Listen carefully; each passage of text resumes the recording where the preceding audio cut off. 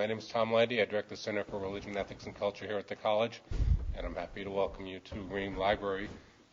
Throughout the year, the Center presents lectures, conferences, even art installations to encourage dialogue about basic questions of meaning, morality, and mutual obligation. Tomorrow evening, we're going to present a panel discussion on changes in the Catholic liturgy that will take effect at English-speaking masses at the end of this year. And on Thursday, it's actually going up now down in the chapel, we will unveil a unique, large sculptural installation in St. Joseph Memorial Chapel that's intended to offer a new perspective on the sacred and new ways of looking at and thinking about our own chapel. You can learn more about these on our website at holycross.edu/crec. You can also find recordings of events like this one online there under Listen and Learn. So when you go home and you tell your friends they missed a really great lecture, they can go online and listen to it, right? Today I'm pleased to introduce Jim McCartin to speak about spirituality and the transformation of 20th century American Catholicism. Jim is a Holy Cross alum, a former history major. He graduated in 1996 and went on to graduate school at the University of Notre Dame, where he earned his master's and doctoral degrees. In 2006, he was a visiting fellow at the Center for the Study of Religion at Princeton University, and today he's associate professor of history at Seton Hall University.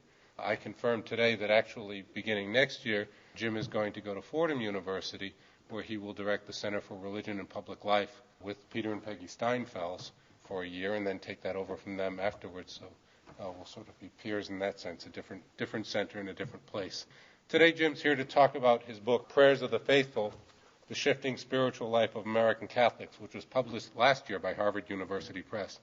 The book traces some major shifts and thinks in big and interesting categories about the ways that Americans have practiced their faith, lived their spirituality over the course of a century in the context of larger developments of American society and culture.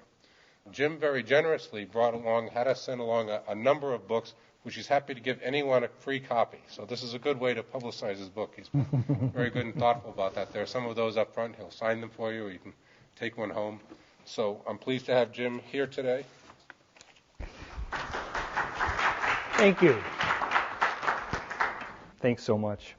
Thanks to all of you for welcoming me. Thank you especially to my friend Tom Landy.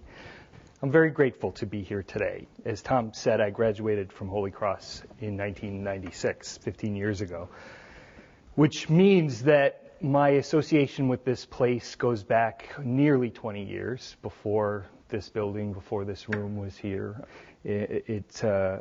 The decades are growing long, and as I'm here today, I just want to acknowledge how much gratitude I have for what came to me here, for the mentors, for the teachers, for the friends.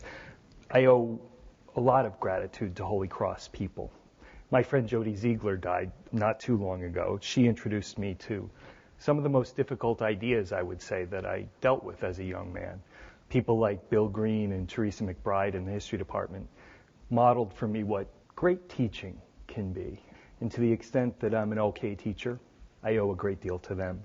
Father Bill Reiser was very influential on me. He opened up the scriptures for me and helped me to understand and grow in faith in ways that previously were unavailable to me. My friend David O'Brien did so much over the course of my long relationship with him and formed me in so many ways. And of course, my dear friend Father Edward Ocklis, my spiritual director, who did a great deal to teach me how to discern God's presence in love and in an attitude of quietude. So much I learned here. And like so many graduates, I think, of Holy Cross, I have my diploma above my desk, sort of to remind me of these connections. But on that is a Post-it note, and I've scrawled two quotes, both from Jesuits, that I think give a little bit of insight into the kinds of things that I learned here. The first is from a philosopher-theologian, a Jesuit by the name of Bernard Lonergan. And Lonergan says this, very simply: be attentive, be reasonable, be intelligent, be responsible, and, if necessary, change. Be attentive, be reasonable, be intelligent, be responsible, and, if necessary, change. Then there's a second quote. This one's an anonymous Jesuit. It's similar in its brevity and its pithiness, and it goes like this. This ain't heaven. You ain't God. Don't be an ass. So on the one hand, there's this reminder from Bernard Lonergan of the call to cultivate a personal commitment to engaging this complex, difficult, multivalent world while also being self-critical and self-correcting. And on the other, with the anonymous Jesuit, there's the call to humility, a simple call to humility. And I have to say that I think I received that call here, that dual call to engagement in humility here at Holy Cross. So in that spirit, the spirit of engagement in humility, I'm grateful to be here today, to talk about spirituality and to talk about the transformation of American Catholicism over the past century or so, and I'll go a little bit further beyond 100 years. My hope this afternoon is to explore just a bit about how changes in the way American Catholics prayed helped to bring about changes in the Church itself. How prayer shaped believers' conception of the Church, their experience of the Church, how prayer in the end transformed American Catholicism. I want to highlight the connection between religious practice and religious self-understanding, to use a more perhaps theological language, the connection between spirituality and ecclesiology. Or to put it differently, I want to trace out how I think prayer shaped Catholic history during the 20th century in the United States. How prayer, in other words, as an element of culture, as an important aspect of people's lives, could bring about historical change. How did prayer shape the history of the Church in the 20th century United States? Now, by way of departure in answering that question, I want to make a simple point. One you already know. By pretty much every measure, from income to education to influence in national politics, to influence in national politics, influence in national culture and economy, by pretty much every measure, American Catholics advanced dramatically during the 20th century. As Catholics themselves often put it, they moved from the place of outsiders to the place of insiders in American life. Now, think of it in terms of this simple fact. A century ago, basically no one in his or her right mind would have predicted that 6 of 9 Supreme Court justices would be Roman Catholics. And that is, however, the makeup of the court today. Rising levels of education, wealth, cultural influence, political clout together put Catholics in a place of remarkable national influence over the course of the 20th century. Now, what I want to add to that point is this point. Just as it was an age of important social transformations for American Catholics, the 20th century was also a century of important spiritual transformations. Just as their fortunes rose within American society, the fortunes of the American Catholic laity, the laity in particular, would rise within the Church itself. And their spiritual development throughout the 20th century would dramatically change the Church in the United States. But first, a bit of background before we get to the transformation in the 20th century. A bit of background on the 19th century. What was the backdrop for the transformation that I want to trace out? Well, the backdrop in the late 19th century was first and foremost what we would call the Immigrant Church. This was a church that in the series of post-Civil War decades, the decades after 1865, this was a church that grew exponentially. The United States would become home after 1865 to successive waves of millions of European immigrants, most of whom would go on to have children and grandchildren. And this would mean a truly massive and unprecedented influx of Catholics into the United States. A remarkable circumstance. Large-scale immigration in the late 19th century, in fact, would ensure that Catholics would help ensure at any rate, that Catholics would continue to be, to this day, the largest single religious group in the country. So the decades after the Civil War clearly set an important background in terms of growth. And this growth would have consequences. But what more specifically? What were the consequences? Well, from the perspective of church leaders, the rapid expansion of the Catholic population would require a massive organizational effort. And this effort would bring about scores of new dioceses, hundreds of new hospitals, thousands of new churches and schools, tens of thousands of new priests, tens of thousands of new women religious. In thinking about this organizational effort that would come out of the Immigrant Church, I would hasten to note here that the number of women religious always dwarfed the number of priests during this period, such that a century ago, around 1910, for every one priest laboring in the United States, there were 5 sisters. So as these kinds of numbers indicate, the work of women religious, as well as priests and male members of religious orders, was absolutely essential in the organizational success of Catholicism in the United States. It was these people who staffed Catholic institutions, schools, hospitals, parishes, who would also provide the model of spirituality, and in particular a spirituality of action that would be crucial in shaping American Catholicism over a long haul, I want to suggest. So taken together, the explosion of new Catholic institutions, the heightened impulse to order in the decades after the Civil War, the exploding number of religious agents who devoted their lives to working on behalf of the Church. Together, these things would amount to a massive campaign, a kind of organizational revolution, if you like, that unfolded in the age of immigration. As a consequence, we can associate the rise of the Immigrant Church, I want to suggest, with the triumph of an orderly and hierarchical institutional church in the United States. In fact, prior to this period, prior to the post-Civil War period, the history of American Catholicism was substantially the history of a church very much in missionary mode. Generally less organized, more fluid, less hierarchical and structured in its makeup.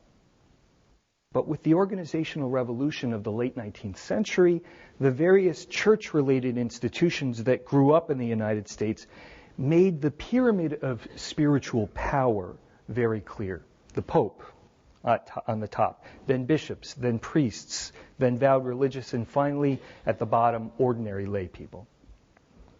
And certainly beyond the structure of hierarchy, the growing number of bishops, of priests, of religious sisters purposefully projected themselves in this environment as spiritual specialists, spiritual elites who occupied positions of spiritual authority, clear and distinct above the laity. Moving upward through the ranks of religious and clergy toward the top of the hierarchical pyramid, of course, one finally encountered a pope whose infallibility was solemnly pronounced in 1870 at the First Vatican Council. So we have a spiritual hierarchy being especially affirmed in this period. Now, in the realm of piety, there was a parallel hierarchy, I would suggest. The Virgin Mary and the saints, the recipients of a remarkable, continuous outpouring of veneration and intercessory prayer, also affirmed a spiritual hierarchy. These were the figures that individuals approached for anything, for everything, from maintaining good health to securing a job to finding a spouse to the grace of a happy death and beyond. The saints were spiritual advocates. They were spiritual agents who worked tirelessly on behalf of those who prayed to them, who venerated them. They were both patrons and cherished friends, and the faithful were their clients and their devotees. This was an age in which intercessory prayer profoundly structured the spiritual lives of American Catholics, the Immigrant Church. Now, I think a helpful comparison to make here is the relationship between ordinary immigrants to the local political boss. In the Immigrant Church, as in immigrant politics, everyone knew who was in charge. Everyone knew who you went to for help. And in a way, immigrant Catholics and their children, by virtue of going to the political boss or to the saints, these Catholics underscored their own, in a sense, powerlessness to effect change on their own behalf. The saints, the political bosses, they were the ones with power. So in terms of the rapidly expanding institutional church, and in terms of the style of piety, intercessory, American Catholics both affirmed a spiritual hierarchy and took their place at the lowest levels of the pyramid of spiritual rank. This would be the backdrop for changes that would take place in the 20th century. Already, I would suggest to you, by the early 20th century, this structured hierarchy would begin to undergo a process of transformation. And here I want to point out two important developments that would bring about the spiritual transformation across the 20th century.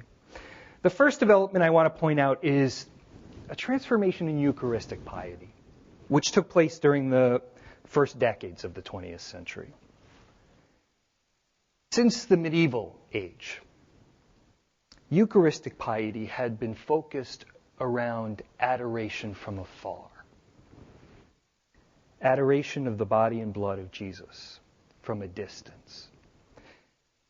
At the time of the Immigrant Church, Eucharistic piety was associated with public processions, with visits to the Blessed Sacrament, with the 40 Hours devotion, with benediction of the Blessed Sacrament. And as it turned out, within this context of the Immigrant Church, Holy Communion and reception of Holy Communion was actually quite rare. Priests and vowed religious, of course, they received communion frequently, even daily. But the vast majority of lay people received communion no more than 2, 3, maybe 4 times in a year. Receiving the Eucharist was, in the end, not a significant part of popular religious practice in the Immigrant Church. But in the first decades of the 20th century, at the urging of Pope, later Saint Pius X, a man who would become known as the Pope of the Eucharist, there was a revolution in Eucharistic piety that was set in motion. At the Pope's urging, the laity would be invited to receive communion regularly, weekly, even daily, whenever possible. Lay people would be called upon by their religious leaders to unite themselves regularly, spiritually, even physically, with God Himself through reception of the Eucharist. To put it differently, they were invited to adopt a practice that had for centuries been reserved to the ranks of the clergy and to vowed religious. Laity were invited to regular communion. And at the same time, again upon orders from Rome, the age of First Communion would be reduced to 7 years old, where previously individuals tended to stay away until a later age, 10, 12, 14, even 16. What would ensue is the now familiar annual spectacle of small children approaching the altar for the first time to unite themselves with Jesus through the Eucharist. The lines of young children, so familiar to us, receiving the Eucharist at this young age of 7, represented a sure sign of how spiritual privilege would no longer be reserved to an elevated, elite spiritual class. In fact, by the 1910s, we see very clearly in the literature around the Eucharist, both academic and devotional, a shifting in language, not yet complete, but nevertheless a real shift in language toward speaking of the Eucharist as a meal, or speaking of Eucharist as a kind of medicine that was essential, that was necessary to spiritual well-being. We see moral theologians speaking of reception of the Eucharist as something that should be open to chronic sinners. We see a greater emphasis, too, on the notion of worthiness, that lay people are worthy of receiving the Eucharist. So taken together, these two Roman directives, frequent communion and a reduced age for First Communion, unleashed what I would call a kind of democratization of spirituality that would continue, I think, to exercise influence over the series of decades thereafter. As laity undertook the practice of receiving the Most Blessed Sacrament with greater regularity, this would help over time to transform the established spiritual hierarchy, so apparent in the Immigrant Church. There would be prolonged and profound consequences to this democratization of spirituality. The second major development I want to point out is what I would call the merger of sacred and secular. In the Immigrant Church, piety, spirituality, prayer was primarily associated with prescribed rituals. But throughout the 20th century, in any number of ways, prayer increasingly would become merged with, synonymous with, seemingly secular activities. In fact, I would argue a person's actions themselves would, over the course of the first half of the 20th century, be increasingly interpreted as, understood as prayer. Action becomes increasingly seen as a kind of prayer among lay people. And here I would point to a phenomenon known as Catholic action. It was a movement focused on the laity, which assumed a wide range of manifestations in the decades between, in the United States, roughly 1930 and 1950 or 60. Catholic action, this movement would take shape most notably, I would say, among young people and young adults, the people who would go on to become parents and teachers, priests and religious during the period after World War II. Now, Catholic action, it started in Europe a little earlier in the 20th century, in the 1910s and 20s, but by the 30s, a growing number of Americans were beginning to embrace Catholic action. Catholic action in its various forms, and it took form in things like local food pantries, credit unions, efforts to support labor unions, organizations to promote interracial harmony. Participation in this full range of Catholic action groups became the means by which a growing number of the faithful, a growing number of lay people, would demonstrate their spiritual commitment. Increasingly, Catholic action encouraged individuals to respond to the call to a lived spirituality, a spiritual commitment which assumed a primary manifestation in everyday activities quite beyond the formal rites traditionally associated with popular piety. The rise of this notion of a lived spirituality among the laity suggested, I think, the growing emphasis on spiritually inspired action in the secular realm. In a sense, what this would mean is taking the charism of religious orders, the Society of Jesus, for example, or any number of the various religious orders of women and men who had similar spiritualities that focused on contemplation and action. It would mean importing those spiritualities into the realm of lay people. Already by the 1940s, in the 1950s, this theme of a spirituality designed to have a broadly felt impact in the world, a theme that would, of course, eventually become a dominant motif at the Second Vatican Council in the 1960s. This theme would become absolutely pervasive by the 40s and 50s. And here the concept of the mystical body of Christ, also everywhere in Catholic circles in this period. The body of Christ of which all the baptized are active, responsible members. This concept would be central. You are all individual cells in the mystical body of Christ. This was a message that was heard time and again in the era of World War II and the Cold War. As members of Christ's body, you must serve as a leaven in the world. This same theme would be picked up by, for example, the Christophers movement, a movement which focused on encouraging individuals to commit themselves to making a positive influence in all areas of society. It would show up in the influential writings of Thomas Merton and Teilhard de Chardin. The theme of spirituality in the world would form the core of something called the Family Rosary Crusade, a Hollywood-based multimedia ministry led by a well-known priest by the name of Patrick Peyton. And it could be seen also, this notion of spirituality in the world.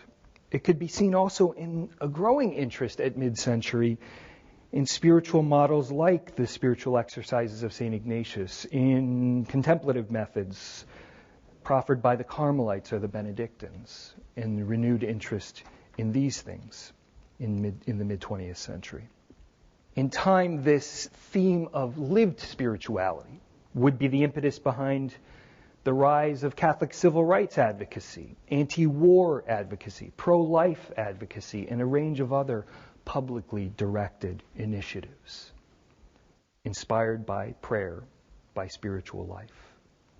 Each of these examples, civil rights, anti-war, pro-life, and many more like them, would signal that prayer and action in the world would become merged together. And since the secular realm has been generally considered the realm of the laity, this would certainly mean an increase in lay visibility, a heightened profile for lay participation, and ultimately a rising sense of lay power in the church. Increasingly, lay people would embrace the idea of a spiritual vocation to make a positive difference in the world. In the mid-20th century and after, prayer and public action became increasingly synonymous. Again, this would raise the profile, the significance, the power of the laity. And it would transform American Catholicism itself. The church of the hierarchical pyramid would, as a result of this, I would suggest, give way to a church much more fluid, much less orderly, much less easily defined and categorized in terms of rank and order. In short, I would suggest, the spiritual transformation which took place in the 20th century would create the context, lay the foundations for the church as we know it today. So what does all this mean? Here, I want to highlight 4 points, 4 reasons why we might take note of the changes I've described. First, I think all this means that the style of spirituality matters. How people have prayed has shaped the kind of church they have formed. As I suggested earlier, spirituality and ecclesiology are intimately connected.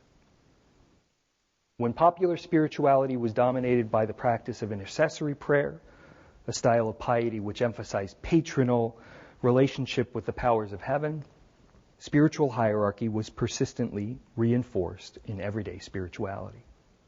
On this score, let's think for a moment about the genre of saintly biography and its history during the 20th century. We know, of course, that the writing and reading of the biographies of saints has been a venerable tradition, reaching back to the earliest centuries of Christian history. But I want to suggest that a reinvigorated emphasis on the biographies of saints that we would see with the proliferation of Catholic publishing in the 20th century. By the 1930s, we see what some have called a Catholic publishing renaissance. This emphasis on the biographies of saints increased attention on the lived spirituality of the saints in ways that would be influential. In other words, a new focus on saintly biography would shift the focus slowly away from intercessory prayer and toward a spirituality of prayer as activity in the world, as living out the virtues. In these biographies, saints would be emphasized for their lived virtues, as well as for their miraculous powers, for their everyday heroisms. And in this context, the focus on intercessory prayer, as I said, would be diminished over time. Here I'd like to point especially to an autobiography, that of a particular saint named Torres of Lisieux, also known as the Little Flower of Jesus. Therese's autobiography would be released almost immediately after her death in 1897 by friends and followers of hers who wished to see her fame spread.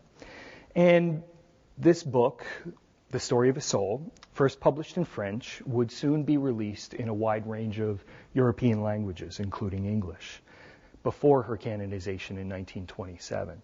Already by that canonization, in fact, her book was regarded by many Catholics as the best account of a lived spirituality. prior to the phenomenal success of Thomas Merton's Seven-Story Mountain, released in 1949-1950, Therese's autobiography, available early in the 20th century, would be hands down the most raved about account of the Christian life in the first half of the 20th century. And the main point of the author of The Story of the Soul seems to be that a person's everyday life, even the most mundane activities, daydreaming, attending to the ledger books, folding the laundry, a person's most ordinary activities could become prayers in themselves, actions infused with spiritual value as the individual attended to a deep awareness of God's presence in all of creation. This emphasis on living in and of itself as an act of devotion, this focus on the Christian life as a life of abiding attentiveness to God, a life of lived virtue, one hopes as well, this would help advance a shift in spirituality. The responsibility for maintaining spiritual commitment in the world would be placed ever more firmly on the shoulders of lay people. For laity, prayer and action in the world would become increasingly fused. And consequently, the style of prayer would help to shape how American Catholics would look in the 20th century, how American Catholicism would look. Again, spirituality and ecclesiology would be intimately connected. Second, I think that contrary to the conventional narrative, the developments I've tried to highlight affirm that lay people were already in the process of rising, if you will, well before Vatican II. The place of the laity in the church was already, by the early decades of the 20th century, on the way to something new, on the way to being elevated by this transformation in Eucharistic piety. Certainly the rise of the laity took place in ways that were not recognized in the 1910s and 20s. We do not hear discussion of a liberated laity in the 1910s or 20s or 30s or 40s. But the transformed place of laity that would nonetheless come about, in part as a result of transformation in Eucharistic piety, this would be able to be seen, I would suggest, from the distance of time, from a long way out as we are now. Now, what I mean to suggest is that, of course, Vatican II was an important moment of change. But as it turns out, the preconciliar church was a church already in motion, already changing, already giving way to something new.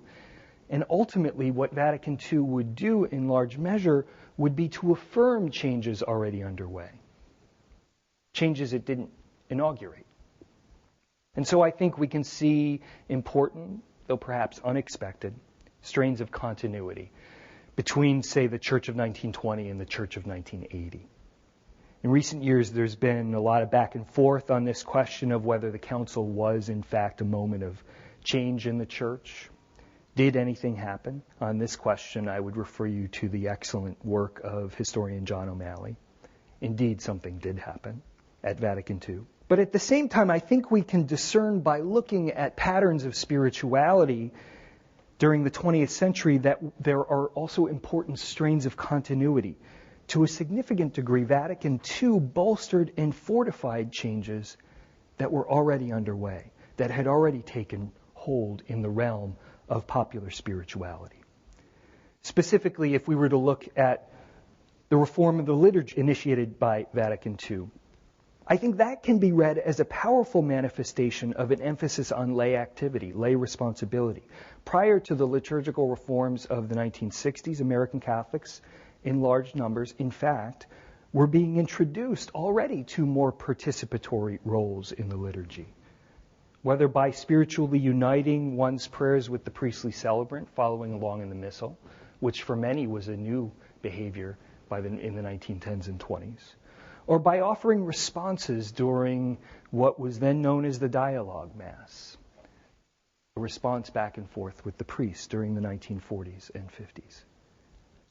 Before the council, lay people were being called into more active participation in liturgical contexts. And the implication, would be even clearer in the reforms of the 60s.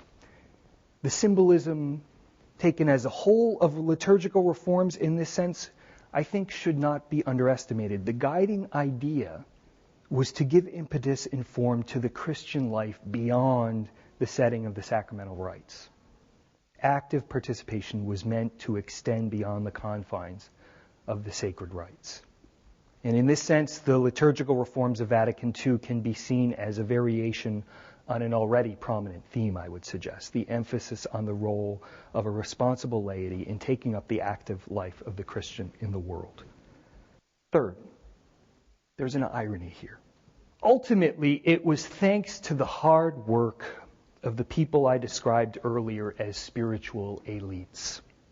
The hard work of religious and priests who transformed lay piety in the 20th century. It was those elites who would eventually lose status, lose their clear position in the spiritual hierarchy, if you will. Drawing on their status coming out of the immigrant church, spiritual elites were in a position to make change. In fact, it would be the spiritual elites who would drive the changes in popular lay piety throughout the 20th century. What they aimed to do, encouraging lay people to embrace their own sense of Christian responsibility, ultimately led to a loss of status among these spiritual elites. Through their hard work in shaping the laity, priests and religious effectively gave up much of their own authority and invited lay people to a position of spiritual prominence once held only by these elites. Whether they would ultimately know it or not, whether they would live long enough to see the spiritual transformation from the other side and either embrace it or decry it, clerics and vowed religious were the agents, the engines, I think, behind spiritual change, emerging from the immigrant church, from their position of power, coming out of the immigrant church. They would ultimately act in ways that would diminish their own authority. So in this respect, again, there was some significant irony. Fourth and finally, all this, I think, can help to make sense of why many who identify now with a project focused on the restoration of many aspects of pre-Vatican II Catholicism. Why those lay people and church leaders who advocate for the retrieval of what they regard as a lost spiritual patrimony. Why they often advocate for a return to practices regarded as traditional modes of piety. Certainly, a significant number of contemporary American Catholics view the ordered and hierarchical structure of the immigrant church as a preferred model for the future. They see the spiritual transformation that I described earlier as antithetical to the essential pyramid-shaped nature of spiritual authority in the church. The transformation which unfolded in the 20th century in this way of thinking represents a fundamental challenge to the very nature of the church as it ought to be. And so it would seem that restoring elements of spiritual order and hierarchy may to a significant degree be predicated upon restoring an older style of piety that once effectively affirmed and bolstered a pyramidal structure among American Catholics. From this perspective, the effort to retrieve the older spiritual practices is more than just an effort to appeal to a particular niche audience or a particular variety of spiritual longings and preferences. Instead, it seems to be very much connected to the parallel project of reestablishing a kind of spiritual chain of command, if you will, that harkens back to the structures of the immigrant church. As this project unfolds, I suspect that it will continue to be an uphill battle. Laity in the early 21st century are far more accustomed to exercising power in a wide range of areas of their lives, in the spiritual life and well beyond. They're far more accustomed to exercising power than their forebears in the late 19th and early 20th centuries. In fact, organized hierarchies have fallen away not only in the spiritual life, but in any number of other areas as well. The kinds of firm structures that once shaped life in schools, colleges, and universities, in workplaces, in homes, not to mention the hierarchies that shaped racial and gender relations, are no longer operative, or at least have lost much of their power. The habits and narratives of order which determined the shape of life in the past have generally given way to new forms.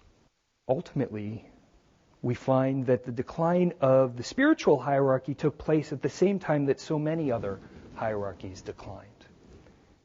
The world, spiritual, social, political, cultural, changed quite dramatically in the 20th century. And so the project of restoration, it seems, is one presently undertaken in a context very different, indeed, from the context of the late 19th century. It strikes me that efforts to advance the Christian life and make it palatable to new generations will have to reckon with this reality of a vastly different context from 100 or 150 years ago. Now, of course, it remains to be seen how successful the project of restoration may be, but I would suggest, given the history of the past century or so, it does seem clear that the response of lay people in their individual spiritual lives, in their collective spiritual lives, in their effort to answer the longing for God, the response of these people within the complex circumstances of the 20th century, this lay response, just as it was 100 or more years ago, this will be the crucial factor in determining the future of American Catholicism. Thank you.